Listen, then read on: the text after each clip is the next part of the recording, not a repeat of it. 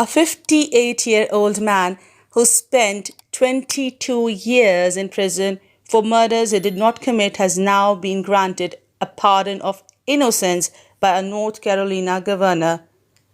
Darryl Anthony Howard was wrongly convicted of second-degree murder and first-degree arson in 1995. Following the apparent sexual assault and deaths of 29-year-old Doris Washington and her 13-year-old daughter Nishonda in 1991. Howard was sentenced to 80 years in prison, but in 2009 attorneys filed a motion on his behalf to request that the victims' rape kits be tested for DNA.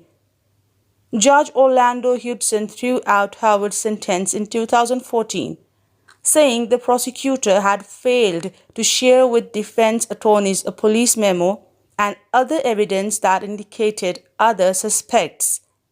However, it wasn't until 2016 that Howard was released from prison.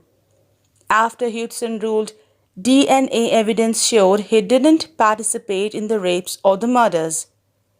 On Friday, April 30th, North Carolina Governor Roy Cooper granted a pardon of innocence which read, "I, Roy Cooper, Governor of the state of North Carolina, by virtue of the power and authority vested in me by the Constitution of the state, do by these presents pardon the said Darryl Anthony Howard as being a pardon of innocence."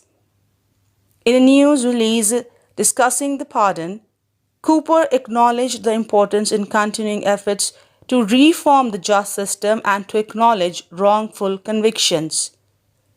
Emilia Green, an attorney for Howard, commented, "We are pleased to have the state acknowledge what has been clear all along.